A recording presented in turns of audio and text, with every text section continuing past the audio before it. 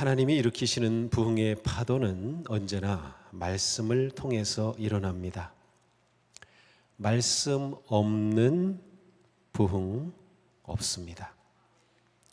느헤미야는 2500년 전 이스라엘이 바벨론 포로 생활을 마치고 돌아왔을 때 진정한 회복은 단지 성전 건물이 세워지고 예루살렘 성벽이 재건하는 데 있지 않음을 알았습니다. 물론 그들은 기본적으로 생활을 하기 위해서 또 그들의 신앙과 제사를 위해서 성전을 세워야 했고 성벽을 재건해야 했습니다.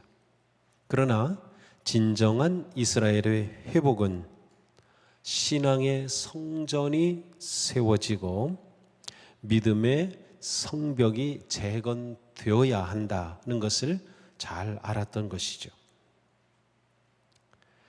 그래서 느헤미야는 말씀을 통하여 이스라엘의 영적 회복과 부흥의 시대를 열고자 수문 앞 광장에서 부흥 성회를 열었습니다. 수문 앞이라고 되어 있는데 이 수문은 말 그대로 물이 통과하는 문, 무슨 문인가 하면 예루살렘 동편에 있고 예루살렘에 필요한 그러한 식수라든지 그러한 것들이 들어올 때 바로 이 문을 통해서 들어왔어요. 그래서 워터게이트, 수문이라는 이름을 가지고 있습니다. 바로 이곳 앞 광장에서 이스라엘 백성들이 모여서 성회, 부흥회를 하게 된 것이죠. 우리는 이 장면을 기록해 준 오늘의 말씀을 통해서 어떻게 정말 이 말씀이 부흥을 가져올 수 있는지를 잘 들여다볼 수 있습니다. 오늘 본문에 계속되는 반복되는 단어가 있는데 그것은 알다 혹은 깨닫는다라는 단어입니다. 6번이나 반복되고 있습니다. 알아들을 만한 회중, 알아들을 만한 자, 율법을 깨닫게 하는데 다 깨닫게 하매 밝히 알미라, 알미라. 영적 부흥과 대각성을 위해서는 먼저 말씀을 알고 깨달아야 합니다. 말씀을 깨달을 때 말씀의 능력이 나타나기 때문이에요. 부흥은 말씀을 깨달으면서 시작됩니다. 예수님은 마태복음에서 씨 뿌리는 사람의 비유를 말씀하신 후에 그 비유를 설명하시면서 이렇게 말씀하셨어요. 누구든지 하늘나라를 두고 하는 말씀을 듣고도 깨닫지 못하면, 말씀을 듣고도 깨닫지 못하면 악한 자가 와서 그 마음에 뿌려진 것을 빼앗아 가느니라. 성도가 사탄의 유혹에 넘어가고 그릇된 길로 가는 것은 말씀을 받고도 깨닫지 못하기 때문인 것이에요. 말씀을 알고 깨닫는 것이 이렇게 중요합니다. 깨달음이 없는 말씀에는 능력이 없습니다. 깨달음이 없으면 삶의 변화와 성장도 없는 것입니다. 느헤미야는 말씀을 깨닫는 것이 얼마나 중요한지 잘 알았습니다. 그래서 온 이스라엘 백성들이 말씀을 듣고 깨닫게 하기 위해 부흥회를 열었고 그리고 부흥회에 아주 훌륭한 강사를 초청했습니다.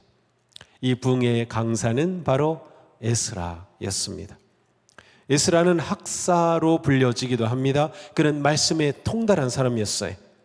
에스라서에서는 이렇게 기록합니다. 에스라는 주님의 율법을 깊이 연구하고 지켰으며 또한 이스라엘 사람들에게 율례와 규례를 가르치는 일에 헌신하였다. 에스라는 제사장이었을 뿐만 아니라 율법을 깊이 연구한 율법 학자였습니다. 사람들에게 율법을 가르치는 일에 헌신한 사람이었습니다. 그는 그야말로 수문학광장 부흥회의 최고의 적임자였습니다. 이스라엘 백성들이 수문학 광장에 모였고 학사 에스라는 율법의 모세의 율법을 들고 회중 앞에 섰습니다. 여기서 모세의 율법 에스라 손에 들린 거예요. 자, 그 말씀을 들고 섰습니다. 성경에서는 그날이 7월 1일이라고 날짜까지 적어놓고 있어요. 7월은 이스라엘 백성들에게 굉장히 중요한 달입니다. 7월 1일은 나팔절로 지켰는데 나팔을 불면서 새로운 시작을 알리는 그러한 절기예요. 이 나팔절은 대속죄일을 준비하는 기간이었습니다. 대속죄일은 7월 10일이었습니다.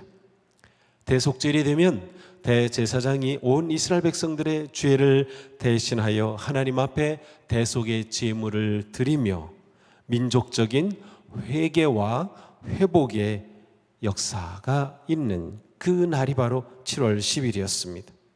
이렇게 대속죄를 지킨 후에는 7월 15일부터 21일까지 초막절을 지켰습니다.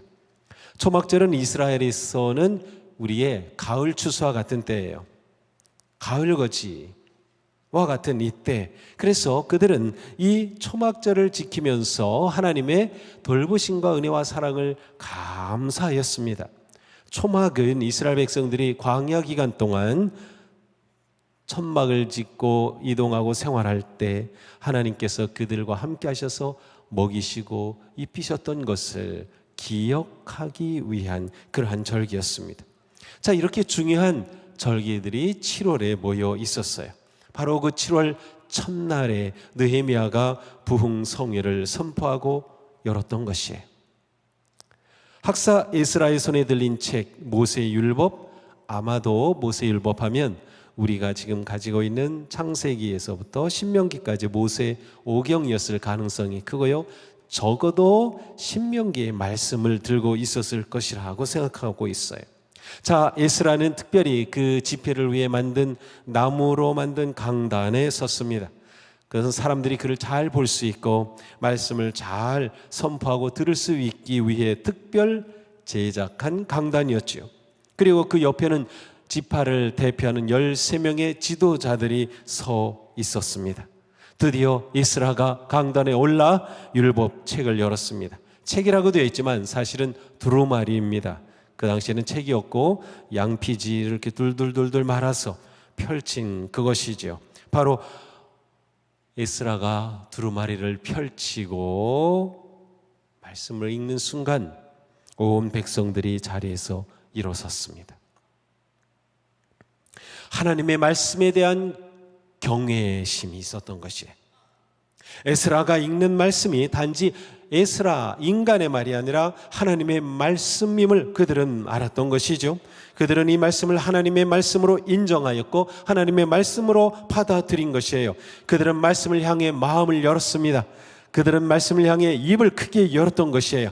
우리가 예배하면서 우리도 성경 봉독 시간에 일어서죠. 바로 여기에서부터 오는 것이에요. 이것은 매우 성경적인 자세입니다. 이것은 우리가 하나님의 말씀을 존중하며 하나님의 말씀을 진정으로 받으려고 하는 우리 마음의 표현입니다. 그날 이스라엘 백성들은 온 백성들이 일어섬으로 말씀을 사모하고 기다리고 듣기 원하였음을, 그리고 하나님의 말씀의 권위를 인정하고 있음을, 그래서 우리는 하나님의 말씀을 받을 준비가 되어 있습니다 라는 그러한 자세로 일어섰던 것이에요. 우리도 예배 시간에 말씀을 읽을 때 일어서는 것은 이와 같은 마음을 가지고 일어서는 것입니다. 바울은 데살로니가 성도들에게 이렇게 말씀했어요. 우리가 하나님께 끊임없이 감사하는 것은 여러분이 우리에게서 하나님의 말씀을 받을 때에 사람의 말로 받아들이지 않고 실제 그대로 하나님의 말씀으로 받아들였기 때문입니다. 데살로니가 교회 성도들인 바울의 그 말씀을 하나님의 말씀으로 받아들였던 것이에요. 이 하나님의 말씀은 또한 신도 여러분 가운데서 살아 움직이고 있습니다. 하나님의 말씀을 받는 우리의 마음과 태도가 얼마나 중요한지 모릅니다. 아무리 귀하고 좋은 말씀이 선포되어도 그 말씀을 듣는 우리의 마음이 준비되어 있지 않으면 그 말씀은 능력이 없는 것이에요. 우리가 듣는 마음으로, 사모하는 마음으로, 그 말씀을 받으려고 하는 열린 마음으로 주님의 말씀을 들을 때 말씀의 은혜와 능력이 나타나는 줄로 믿습니다. 그것이 중요해요. 너무나도 중요한 것이에요. 그들은 데살로니가 교회 성도들은 말씀을 이렇게 하나님의 말씀으로 받아들였을 때 어떻게 되었어요? 말씀이 그들 가운데 살아 움직였다는 것이에요. 우리 가운데 말씀이 살아 움직여야 하는 것이에요. 이스라엘 백성들은 에스라가 율법을 펼쳐 말씀으로 읽는 동안 계속 서 있었습니다. 제가 이 말씀을 보면서 정말 계속 서 있었는지 아니면 그냥 섰다가 앉아 있었는지를 계속 찾아보았는데요. 이 번역 우리말로 볼 때는 그것이 정확하지 않아요. 그런데 영어 성경에서는 그들이 계속 서 있었음을 보여주고 있어요. 그리고 학자들도 계속 서 있을 것으로 보고 있어요. 그런데 얼마 동안 서 있었는가 하면 3절에 보니까 새벽부터 정오까지, 아침에서 해가 뜬 아침부터 정오까지 적어도 한 5시간, 6시간 서 있었던 것이에요. 물론 중간에 쉬는 시간도 있었고요. 뒤에 나오는 말씀을 보면 그들이 계속 꼿꼿하게 서 있었던 것만은 아니에요. 그러나 그들이 이렇게 5시간 가까이 서서 말씀에 집중했다라는 것은 참으로 놀라운 일입니다. 그들은 하나님의 말씀이 선포될 때 그 앞에 서서 그 말씀을 받았던 것이에요. 또한 말씀을 선포하는 에스라는 성령이 충만하였어요. 하나님의 영이 그와 함께 했다고 말씀하고 있어요. 말씀을 듣는 성도들은 사모하며 열린 마음으로 들었어요. 이와 같이 선포자와 말씀을 듣는 자가 성령으로 하나가 되고 말씀을 사모할 때 놀라운 말씀의 능력이 나타나는 것이에요. 6절에 말씀합니다. 에스라가 광대하신 하나님 여호와를 송축하며 모든 백성이 손을 들고 아멘 아멘 응답하고 몸을 굽혀 얼굴을 땅에 대고 여호와께 경배하였느니라. 자, 말씀을 읽고 선포하며 또 하나님을 찬양하고 경배할 때 백성들은 서 있다가 아멘 아멘 외쳤고 그리고 땅에 엎드려서 하나님 앞에 경배했어요. 그리고 다시 일어섰던 거죠. 그렇게 오전 내내 진행이 되었습니다. 말씀 앞에 아멘 아멘 손을 들었으며 경배하는 그러한 놀라운 모습이에요. 지금 우리에게 절실하게 필요하고 중요한 것은 말씀의 권위가 회복되는 것입니다. 설교자와 청중이 똑같이 말씀을 귀하게 여기는 마음이 회복되어야 합니다. 우리는 성경을 하나님의 말씀이라고 말은 하지만 그러나 우리의 삶에서 정말 하나님의 말씀으로 인정하지 않는 모습이 얼마나 많은지 모릅니다. 하나님의 말씀 선포는 이미 말씀을 읽을 때 시작됩니다. 그러므로 예배 중에 말씀을 읽는 이 시간 너무나도 중요한 시간입니다. 그냥 지나가는 순서가 아닙니다. 바울은 디모데에게 이렇게 말했어요. 내가 갈 때까지 성경을 회중 앞에서 낭독하는 일과 권면하는 일과 가르치는 일에 전념하십시오. 낭독하는 일, 말씀의 낭독이 이렇게 중요해요. 에스라는 설교한 것이 아닙니다. 율법의 말씀을 낭독했습니다. 그 앞에서 백성들이 아멘 하면서 말씀을 받은 거예요. 말씀을 사모하고 열망하고 존중하며 믿음으로 받는다면 설교가 아니라도 단지 말씀을 읽는 것만으로도 우리는 충분히 은혜를 누리며 생명의 양식을 얻을 수 있습니다. 너무나도 중요한 거예요. 저는 그런 예배를 한번 해보고 싶어요. 설교를 하지 않고 계속 말씀을 읽는 겁니다.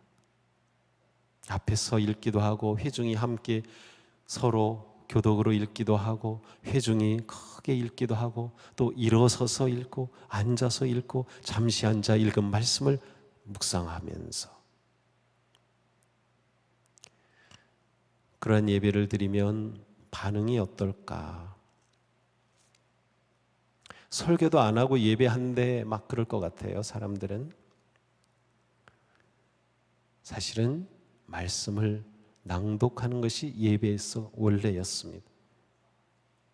너무나도 중요한 거예요. 사랑하는 성도 여러분, 말씀의 권위와 능력과 거룩함이 회복되기를 원합니다.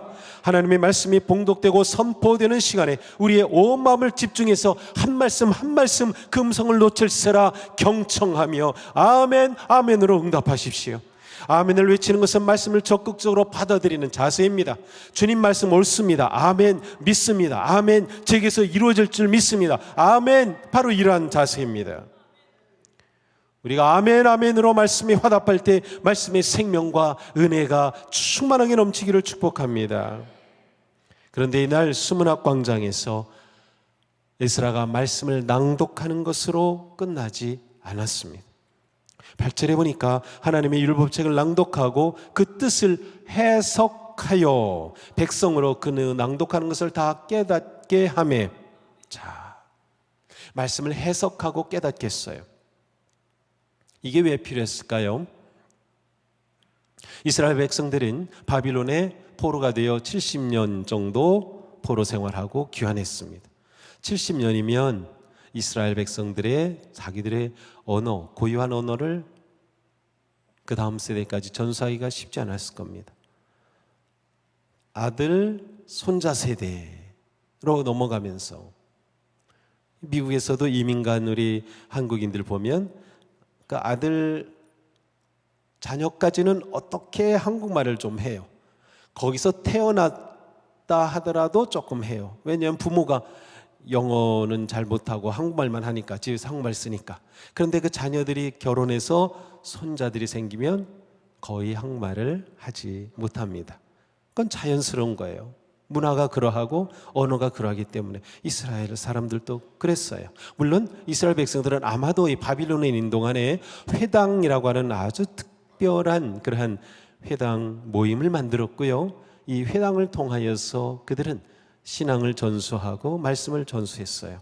그래서 말씀을, 히브리 말을 그들이 계속 지킬 수는 있었겠지만 70년 후에 돌아온 그들에게 이 하나님의 말씀은 아주 뭐라고 할까요? 어색했을 겁니다.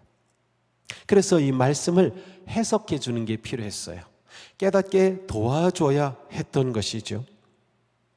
7절을 보니까 하나님의 영에 감동된 에스라가 말씀을 낭독하면서 그 감동이 임하였을 때 말씀에 뛰어난 레위 지파 지도자들이 에스라가 낭독한 이 말씀을 알아듣기 쉽게 해석해주고 깨닫게 했던 것이에요. 그러니까 에스라는 낭독하였고 말씀에 조예가 있던 레위 지파 지도자들이 말씀을 들은 백성들에게 그 뜻을 해석해 준 겁니다. 깨닫게 해주는 거예요. 그렇다면 그렇게 깨닫게 해주기 위해서는 어떻게 했을까요? 회중들이 다 모여있는 자리에서 불가능했어요. 회중들이 나누어졌겠죠. 그룹으로 나누어져서 레위 지도자들이 각각 그 그룹에서 말씀을 설명해 줬을 겁니다. 우리는 여기에서 추측해 볼 수 있어요. 구약에서도 소그룹의 중요성, 말씀을 나누기 위해 이 소그룹의 중요성을 보여주는 단서가 바로 이러한 모습이에요. 교회에 말씀을 읽고 공부하고 나누는 그룹이 있는 것은 너무나도 중요합니다. 그러한 기회가 있다는 것 너무나도 좋은 것입니다. 집중적으로 공부하고 배우고 깨달을 수 있으며 영적 성장에서 큰 도움을 받을 수 있기 때문입니다. 주일 예배를 드리며 설교를 들을 때 한 말씀 한 말씀 놓치지 않으려고 집중하는 건 너무나도 중요합니다. 깨닫게 하기 위해서 설교를 하는 거예요. 그러니 잘 집중해야 하는 것입니다. 구체적으로 말씀을 공부하고 깨달을 수 있는 모임에 잘 참여하셔야 됩니다. 우리는 이러한 공부를 통하여 말씀을 깨닫고 든든하게 성장하는 성도가 될 수 있는 것이에요. 깨닫는 말씀이 없이는 말씀의 뿌리가 내릴 수 없기 때문인 것이죠. 사랑하는 성도 여러분, 말씀을 구하십시오. 말씀을 존중하십시오. 말씀 깨닫기를 사모하십시오. 호세아 선지자는 말씀했죠. 깨닫지 못하는 백성은 망한다. 단지 말씀을 읽고 듣고 받는 것으로 만족하거나 멈추지 말고 말씀을 깨닫기를 구하고 나아가셔야 합니다. 다윗은 이렇게 기도했어요. 나로 주의 법도의 길을 깨닫게 하소서. 다윗을 이해하는데 굉장히 중요한 말씀이에요. 그 훌륭한 다윗, 그는 주님의 말씀을, 법도를 깨닫기를 구했던 것입니다. 깨달음은 뭐예요? 영감을 얻은 것이에요. 말씀을 깨달음이 우리의 생각을 변화시킵니다. 생각의 변화가 우리의 삶을 변화시킵니다. 모든 변화의 출발은 우리의 생각이에요. 그러므로 말씀을 통해 새로운 생각, 성령님의 생각, 하늘의 생각과 깨달음이 주어질 때 인생이 성숙하고 깊어집니다. 새로운 인생의 길이 열려집니다. 내적 혁명이 일어나는 것이에요. 말씀이 깨달아질 때 우리 삶에 놀라운 변화와 성장이 일어납니다. 부흥은 이렇게 시작되고 타오르는 것입니다. 사랑하는 성도 여러분, 말씀이 살아나기를 축복합니다. 말씀이 넘치는 교회가 되기를 원합니다. 깨달음의 은혜가 충만하기를 축복합니다. 말씀의 권위를 인정하고 말씀의 부흥이 일어나며 우리의 영이 살아나고 부흥의 파도가 물결치는 그러한 복된 삶이 되기를 축복합니다. 자, 그런데 학사 에스라가 말씀을 낭독하였고 말씀에 훈련된 지도자들이 그 말씀을 해석해서 설명해 줄 때 이스라엘 백성들에게 슬픔이 몰려왔습니다. 백성이 율법의 말씀을 듣고 다 우는지라. 그들은 왜 울었을까요? 그들이 말씀을 깨닫게 되었을 때 말씀이 그들 자신을 비추었습니다. 말씀의 빛이 그들의 어두운 모습을 드러냈습니다. 그들의 죄의 실체를 드러낸 것이죠. 그들은 하나님을 배반하였음을 알게 됐습니다. 하나님의 사랑과 은혜를 저버리고 살았음을 알게 됐습니다. 자신들이 죄악 가운데 있음을 깨닫게 된 것입니다. 그들은 율법을 통해 그들의 죄를 인식하게 되었어요. 이것이 말씀의 능력입니다. 말씀이 선포되고 말씀을 깨닫고 역사할 때 우리는 우리의 죄를 알게 됩니다. 우리를 향한 하나님의 사랑이 얼마나 큰지를 깨닫게 되는 거예요. 구원받아야 할 자신을 깨닫고 용서의 은혜를 구하게 되는 것이에요. 이것이 생명의 말씀이 역사하는 것이죠. 앞에서 언급했던 이스라엘 백성들이 사경회로 모였을 때는 1년에 한 번 지키는 대속죄일의 준비 기간, 그리고 그 이후였습니다.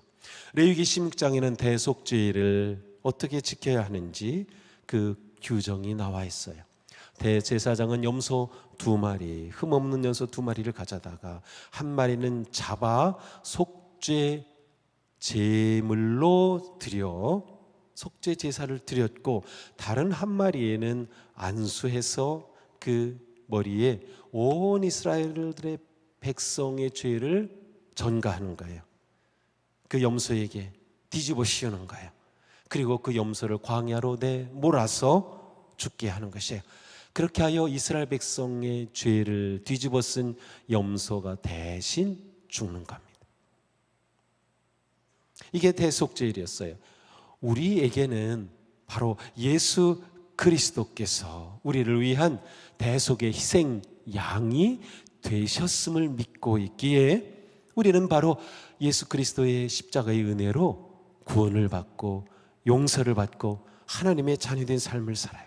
그러나 이때 이스라엘은 이렇게 대속죄를 지켰던 것이죠. 자, 이렇게 하여 죄의 용서를 받아 새로운 시작을 하는 거예요. 영적으로 7월은 이스라엘 백성들의 새해였습니다. 그러므로 대속죄일은 슬픔과 회개로 시작해서 기쁨과 감사로 끝을 맺는 것이에요. 이 기쁨의 축제가 바로 대속죄일 이후에 오는 초막절이었습니다. 레위기에서는 속죄일 후에 초막절을 지킬 때 주 너희의 하나님 앞에서 이래 동안 절기를 즐겨라 라고 했어요. 즐겨라. 하나님의 용서를 기뻐하라는 것입니다. 이것이 하나님의 말씀이 역사할 때 나타나는 모습입니다. 살아있는 하나님의 말씀은 우리를 슬프게 합니다. 우리의 죄를 낱낱이 드러냅니다. 우리의 악함과 더러움을 밝혀냅니다. 이때 우리 입에서는 애통하며 자신의 죄를 고백하는 기도가 나옵니다. 말씀이 나를 비추고 나를 심판하고 나를 정죄할 때 우리의 마음에는 주체할 수 없는 슬픔과 고백이 솟구쳐 나옵니다. 바로 이것이 구원의 말씀을 만나는 엄청난 경험인 것이에요. 우리가 말씀을 깨달을 때 말씀은 보지 못했던 나를 보게 해주죠. 내 눈 속에는 들보를 깨닫게 하죠. 그러나 이것이 끝이 아니에요. 이 말씀은 우리에게 기쁨을 가져옵니다. 죄를 드러낸 말씀은 동시에 죄를 해결할 길을 보여주시기 때문이죠. 예수 그리스도를 통한 하나님의 사랑을 보여주기 때문입니다. 바로 이것이 말씀의 영광이고 말씀의 은혜입니다. 그러므로 시편의 시인은 노래하지요.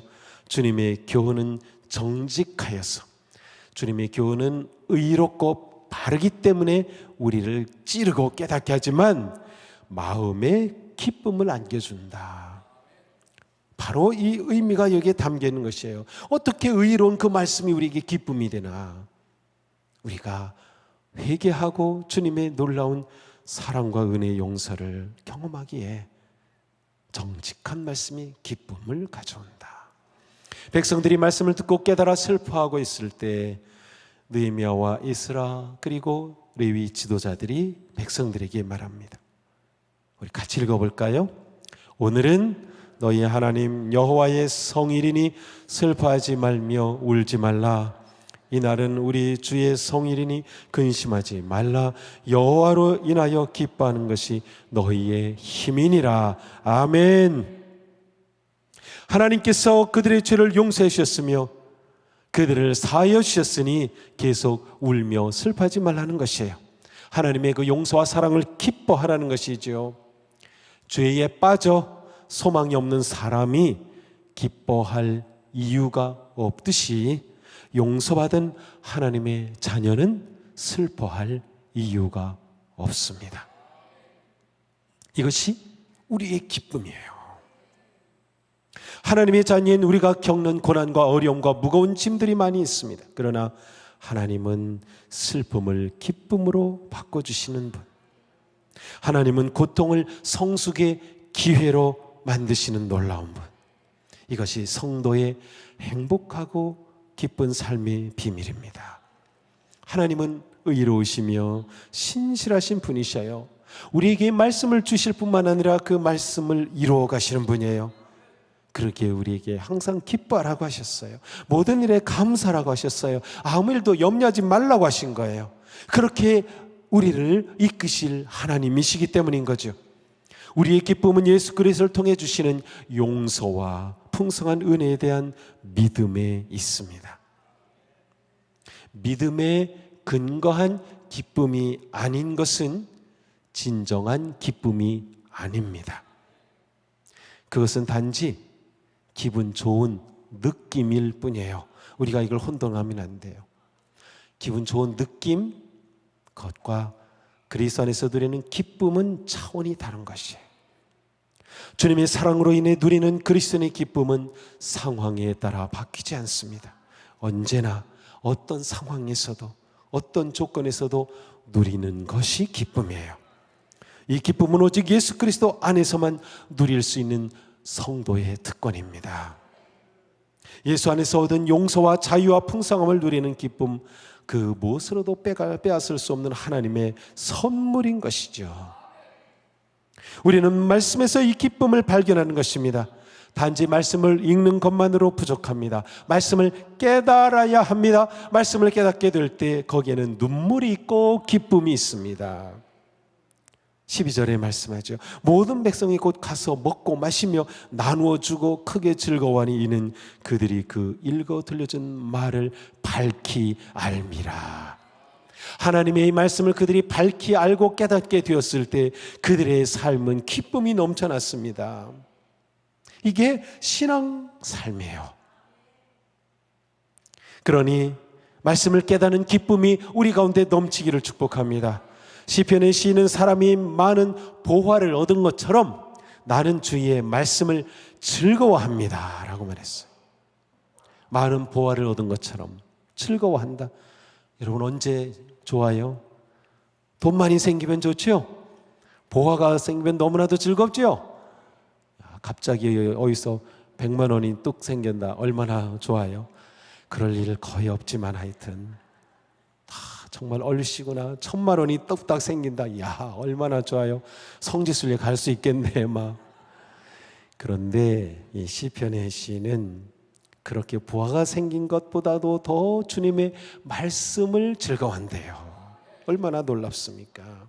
왜냐하면 성경 말씀에는 보화보다 더 귀한 보화가 담겨 있기 때문이에요. 우리는 말씀을 통해 이 보화를 캐내는 것입니다. 말씀을 읽고 묵상하고 기도하고 암송하면서 우리는 말씀에 감추인 놀라운 보화를 열심히 찾아내는 것입니다. 그러니 매일매일 말씀을 기뻐하며 읽으십시오. 말씀을 기뻐하며 묵상하십시오.